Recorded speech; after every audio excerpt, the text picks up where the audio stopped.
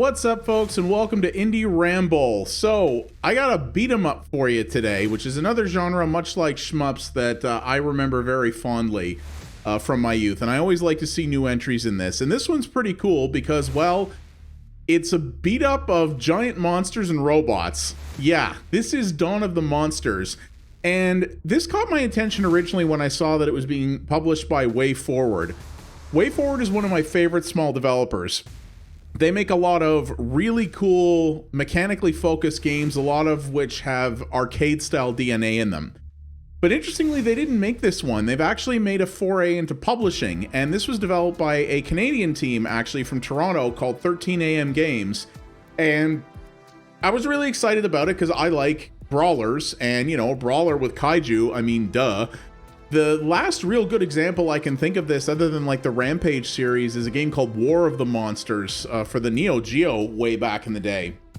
Really cool, if really unfair, type of monster brawler arena game because, well, it was unfair because it was arcade, you know, needed your money.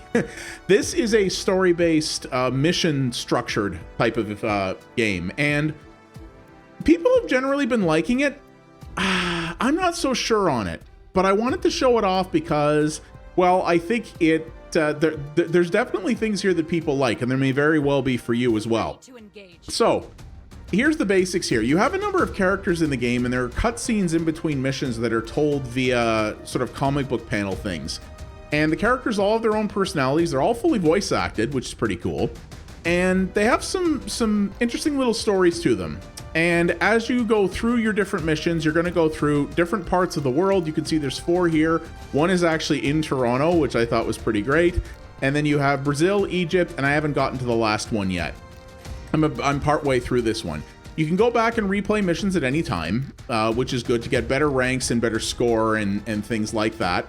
And what's interesting about this in particular is that there are 4 different unique characters, or I guess you'd say characters, that you can play. So let's pick a random mission here, and you're going to see what you've got here. So you've got 2 monsters and 2 robots.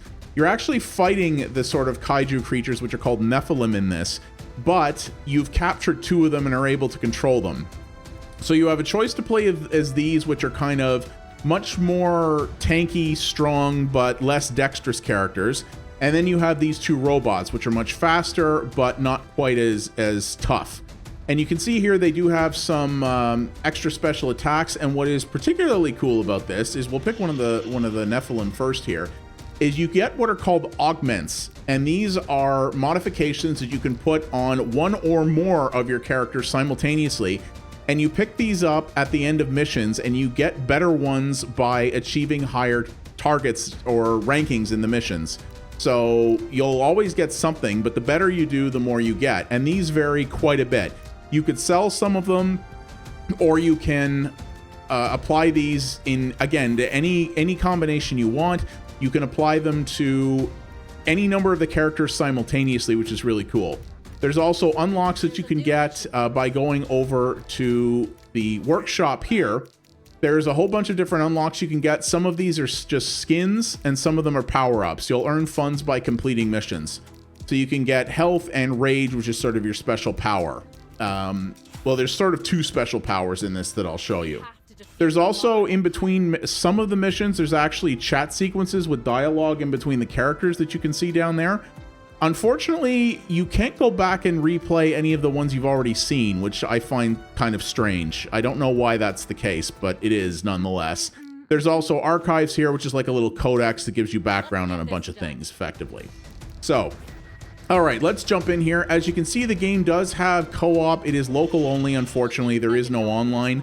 But if you are playing on PC on Steam, you can use the remote play feature to bring someone in if you do want to play online, which is a pretty cool feature. So here you go. So you're going to start your mission off, and this is the game's core. And a couple of the things that I'm going to say that I really do like about this is that so the world has been kind of devastated because the Nephilim were sort of discovered, and they've been wreaking havoc, and you're part of an organization that actually operates from space, and you're trying to stop them, basically. And it's a pretty straightforward brawler. You've got a couple of different attacks. You've got a light, a heavy. You can do glory kills like that, a la Doom, and by doing those, you actually get some health back. And you can do a sort of a kick attack like this, or a charge attack, depending on the type of creature you have or type of character you're playing. You can dodge. There is a parry system in this that I'm not good at because I suck at parrying in pretty much all video games, but it allows you to deflect damage back, you know, the typical sort of parry things. You are able as well, with the right combination, to juggle enemies to a certain degree, which is always nice. And you have two different types of special moves that you'll unlock. So you have Rage, and the Rage is based on, or the Rage allows you to utilize some of these powers here. So if you hold the block button, you'll see you can press one of the different face buttons and activate something. And those are based on the upgrades that you choose to equip that you get at the end of levels. They have different levels to them. They have different effects, and in turn have different amounts that of rage that they will cost. And you earn rage by both taking and giving damage. So you want to structure things so that you can get the most bang for your buck for your particular playstyle, which is cool. I think that's an interesting character customization system for this type of thing. You also have, you'll see above the rage meter there, you'll see that sort of purple line. That's what's called your Cataclysm. That's like your uber screen killing move. If you're lucky, you'll only get usually one of those per mission, but it's devastating. So you want to save that for when you have a really big scenario going on where you're going to be able to do a lot of damage. There is a combo system in this. It's fairly basic, and in terms of scoring, you'll see there's a combo number in the upper right. It maxes out at 5, but the more you can utilize that, the better your score will be, and thus your ranking as well. So, and you see that the levels kind of play in sections, and you'll get a sort of total mission rank at the end, and that's what determines what type of unlocks that you're able to get.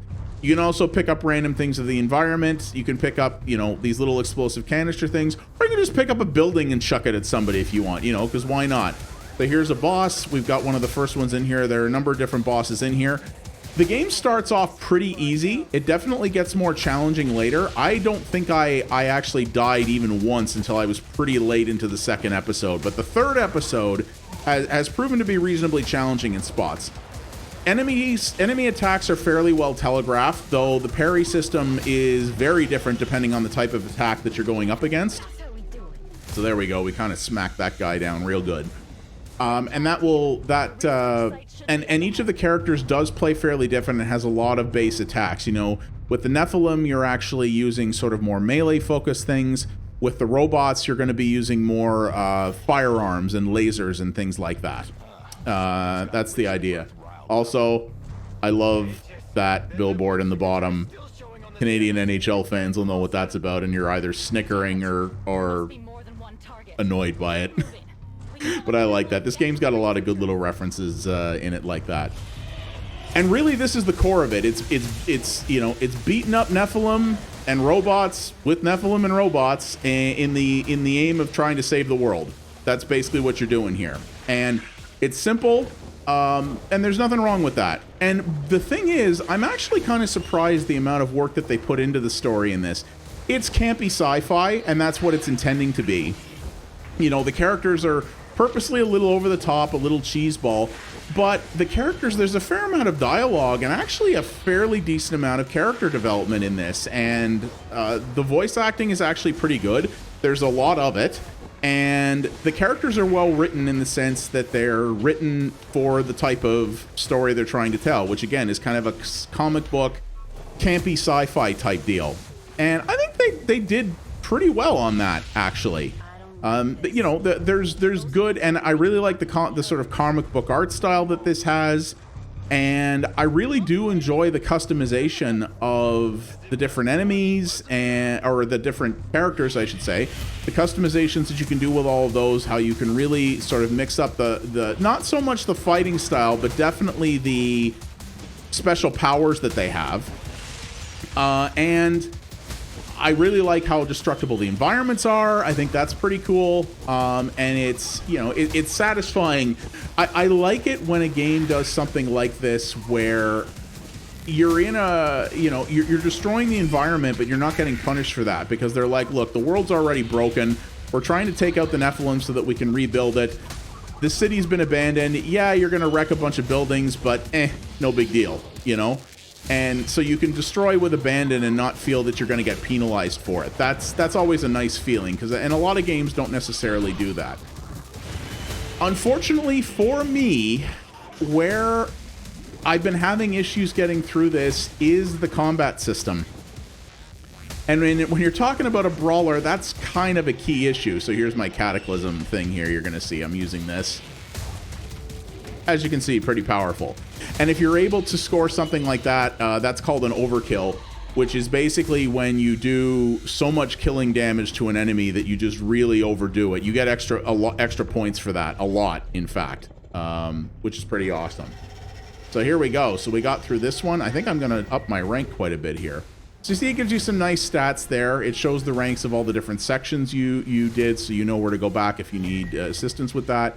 And there, you can see you got the little thermometer on the left there, and this shows what you're able to unlock. So in this case, I was able to, with this sort of rank, I was able to unlock, I can pick 2 of these 3 tier 2 unlocks and this 1 tier 3 unlock.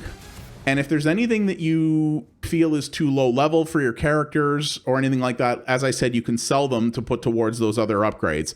And the nice thing is, as you build stronger characters up, you can go back if you want to grind previous levels to try to get the S rank and to get more stuff that you can use in order to better max out your characters to make later levels easier. You can do that, and that's pretty cool.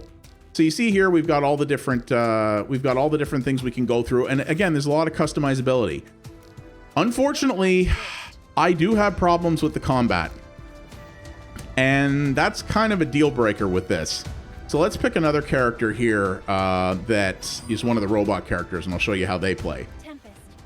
The problem that I have with the combat is that it's not particularly deep, which a brawler doesn't have to be terribly deep to be entertaining. But the problem I have is everything just feels very laggy and very weighty. I like brawlers that are very snappy, very tight controlling, and generally paced fairly quickly. Think of games like one of the brawlers I loved in the past on this channel that I still think is one of the best I've ever played is Fight and Rage. And I like Fight and Rage because the combat system is deep, but it's punchy and it's very quick. You know, you don't feel like there's a lot of downtime or that the game is lagging behind what you want it to do. What you may be seeing here is that I'm executing combos and things like that, but you see how everything just it doesn't happen quickly? Everything kind of is a little bit slow and almost feels like there's a touch of lag to it. That's very much by design, and it just feels very slow, and it doesn't feel responsive to me. Especially because once you get a combo started on an enemy, the animations will often take so long, like that one for example, that I only hit a couple of buttons and then literally 2 to 3 seconds passed where I had no control. And my character is locked into that animation cycle, and you can take damage during those that you can't get out of. You can take, like for example, that little grenade that was thrown there. You can get caught in area of effect damage like that because your combos are taking too long. You can't break out of the combos, but you can be broken out of them by the enemies by taking damage, which I find infuriating in spots, especially when you're trying to deal with crowd control or a large boss. And it feels like the game is just controlling too much of your actions, and the game is imposing its will on you, I guess you'd say. And too many times I've been like, if this was in a game that had faster, snappier, more responsive combat, I would have done much better in this sequence than I did. You know, I know the adage, don't blame your tools, you know, and if the game doesn't play it isn't very fast moving, well, ultimately you should be getting used to that combat system and, getting good at that. And I totally get that, and I'm sure you could easily do that with enough practice and understand the way the game likes to do things and then go like that. Nothing wrong with that, and clearly a lot of people are enjoying the system that's in this, but it's just not my favorite as a big Brawler fan. As a fan of this genre, I prefer it to be faster. I'm much the same way with first-person shooters. You know, I play a lot of first-person shooters that are a bit slower paced that I do enjoy, but what I really like are the old school, you know, what are called boomer shooters now. Doom, and in particular Quake, and the build engine games that are very, very fast. Almost unnaturally fast. I really enjoy those because I just feel that my brain connects better with that and really enjoys the quick pace and really making you think on your feet, and where everything is so quick paced that it feels like, you know how when someone talks about a car or a sports car and they say you really, if you get a sports car, you really want something that makes you feel connected to the road, like the car is really responding quickly to what you're asking it to do. That's what I want out of Brawlers. And unfortunately, this feels, the combat in this to me feels less like a high performance sports car and more like a luxury sedan. You know, a big car that's slow moving, not quick to respond. It's very, you know, it's very safe. It's perfectly drivable, and it's even, you know, it's comfortable and even enjoyable. But if you're someone who's looking for performance, you're going to find it wanting quite a bit. That's how I feel about the system in this. I'm not going to say that it's badly designed. I really don't think it is. And that's why I'm doing a video on this, because as I've said before, I'm not interested in this series being one that just takes a crap on games that I think are bad.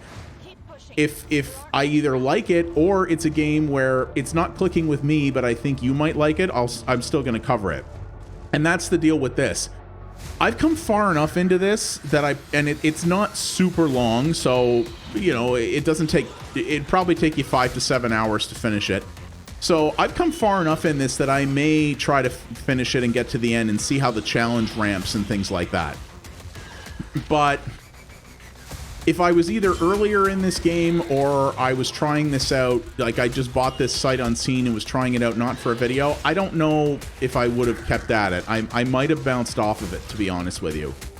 Just because I have other Brawlers that I would enjoy replaying more than this. Like, I could fire up Fight and Rage right now and still have a fan-friggin-tastic time with it.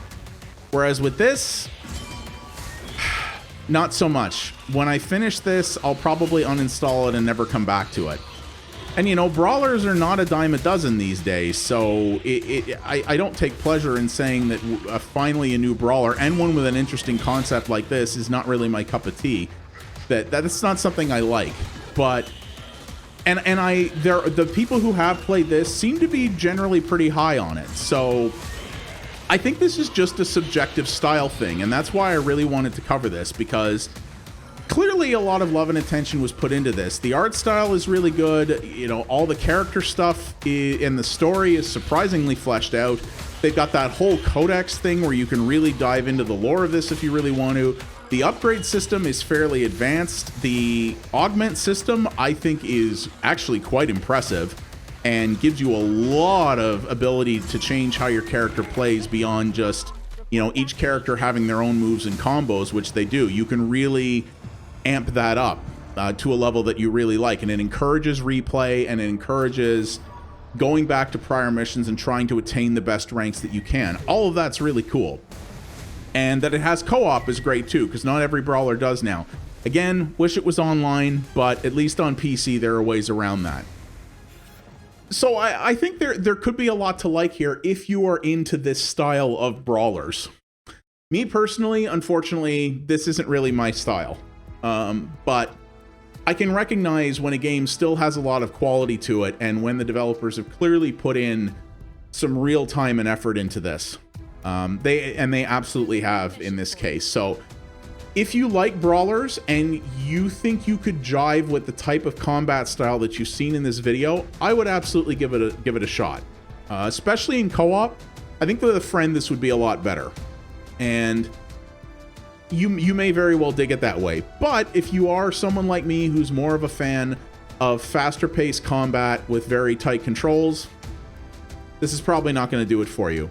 This is a game you could probably button mash your way through, though I'll say that it's in the early levels, it's very easy to do that. In some of these later levels like this, you've got to use combos and you've got to use your augmented abilities and things like that. If you just want to go and keep mashing X until you get to the end, these later levels are probably going to punish you pretty good for that, I would say. Definitely not... this is definitely not a pushover of a title, and it will challenge you, which I think a good brawler should. And I like the fact that you can make it easier on yourself if you are willing to go back and work on the other levels and get yourself some more augments and really build yourself out a powerful character. That's pretty cool, and more than we see in a lot of games like this. So, yeah, it has a lot to offer, just not really my jam in terms of the core combat, which unfortunately, you know... There's a lot of games where certain elements aren't for me, but I'm like, yeah, but the rest of this is good enough, or the core of this is good enough that's not a problem. But when your core mechanic is something that doesn't necessarily jive, well, that's a bigger problem. But like I said, you might very well enjoy it, and I wanted to give this game its due because I think there is a lot of cool things on offer here. Plus, I like to showcase anything that comes from a Canadian developer as well. So... yeah, that is Dawn of the Monsters. It's out on basically everything right now. You can play this in just about anywhere you like, which I think is really cool. And give it a look. You maybe, you know, if you've seen this and you're like, yeah, I think I'd like that, then give it a shot. If you're looking at this and going, yeah, that's not my type of combat either, you might still want to try it, but I don't think it's gonna... I don't think, if you didn't like what you saw in the video, I don't think the game itself will sell itself to you. So thank you very much for watching, everybody. I do appreciate it. If you like what you saw here, please do all the normal YouTube things. Give me a thumbs up, click subscribe, hit the bell so you get notifications on future videos, and leave a comment down below. Tell me, does this interest you? What are some of your favorite brawlers, especially in the modern era? Because, oh, I do love those. And you know, do you think that that this might jive with you more than it did for me? And if so, what is it about this combat system you'd like? I'd love to know about that. And as always, you can follow me over at twitch.tv/pxabstraction for multiple variety streams a week. We cover a lot of indies over there too, including things you don't see on the channel here. And we have a great community over there, and I'd love to see you be a part of it.